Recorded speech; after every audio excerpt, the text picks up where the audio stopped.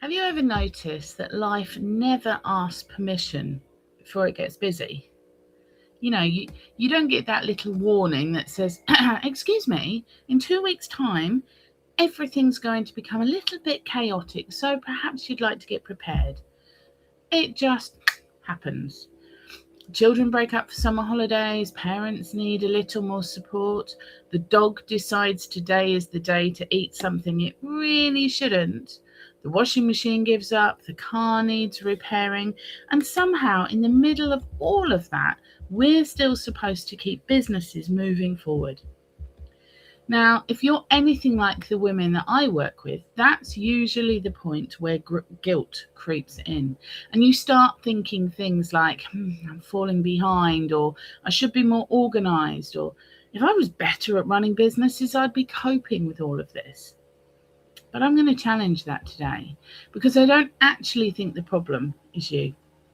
I think the problem is that too many businesses are built for perfect weeks. And perfect weeks, well, they don't really exist.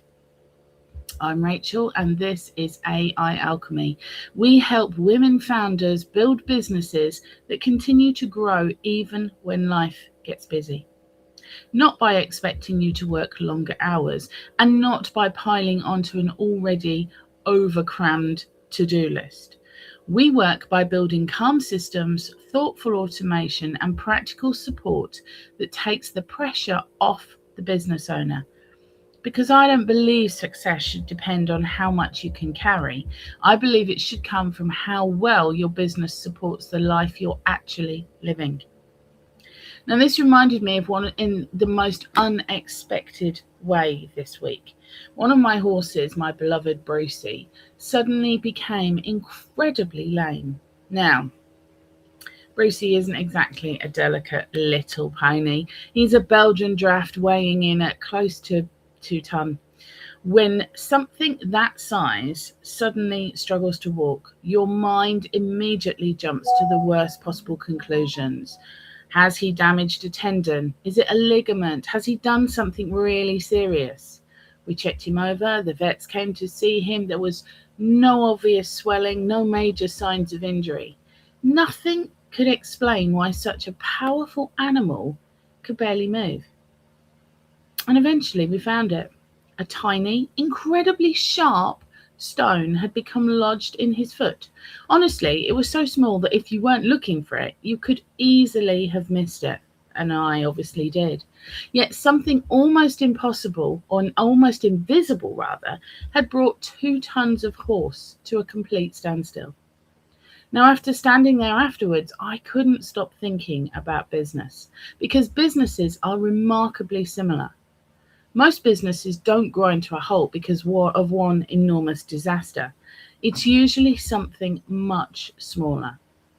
A follow-up that nobody remembered to send, an inquiry sitting unanswered in an inbox, a proposal that never quite got finished, content that's created inconsistently because there was never a plan behind, content onboarding that only remember every step.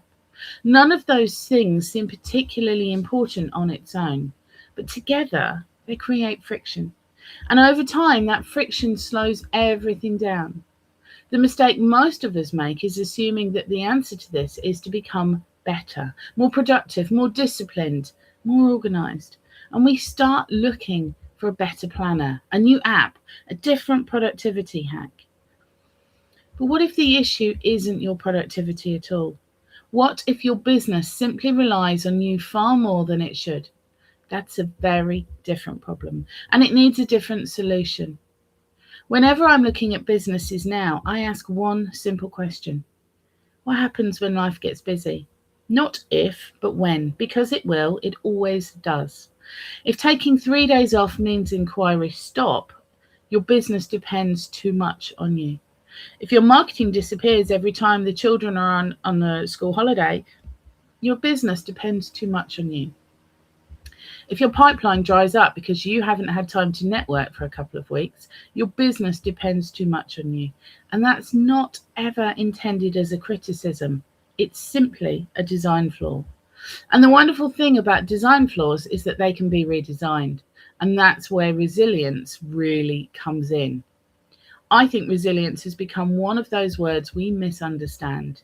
We tend to think of resilient people as the ones who keep going no matter what, the ones who push through, carry more, and somehow cope with everything.